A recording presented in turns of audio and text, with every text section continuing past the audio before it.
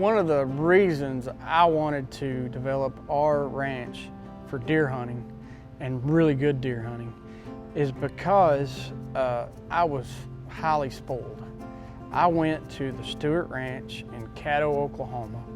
Forst and his brothers have developed their ranch to be cattle and deer. And when I say I was spoiled, I went there. He had, he's got, I'm gonna say this wrong, but thousands of acres. It might be somewhere around 4,000 acres.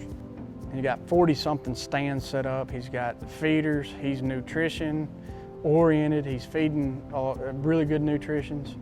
He's doing it in the food plots. And over the last, they've been developing and doing it for 15 years or better. They've really capitalized on the genetics that they have.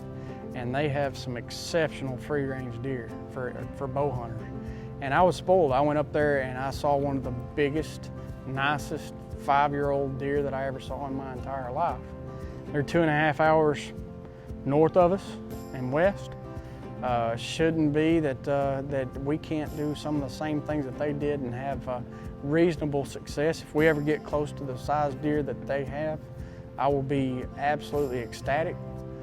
But that's what I learned, and that's where I was really hooked, was seeing their property, their ranch, what they did, how they did it, and tried to do it myself on our ranch. So over the last 30 years or better, our ranch has been developed around cattle. So you got a lot of Bermuda grass, a lot of cattle grass. You're just not gonna have very many deer.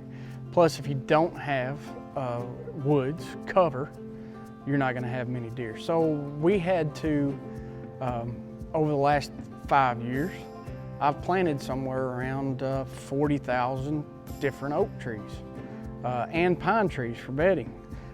Just looking at corridors to where they wanna travel, getting them from traveling to one set of woods to the next and one food plot to the next.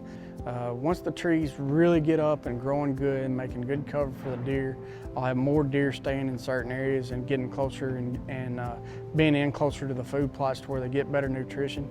If you got really good does, really good fawns, which is the same in my mind as really good cows, really good heifers, you're gonna have excellent hunting all the way around because the bucks will be there.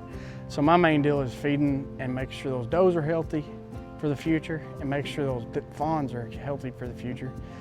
And why I'm doing that is so that 5 and 8 and 10 years from now, my boys, they will be able to enjoy it that much more than I even get to myself. So I'm kind of doing everything now, getting ready for that next generation of kids to enjoy, and just overall making the land better in all ways, considering wildlife and agriculture and cattle and livestock.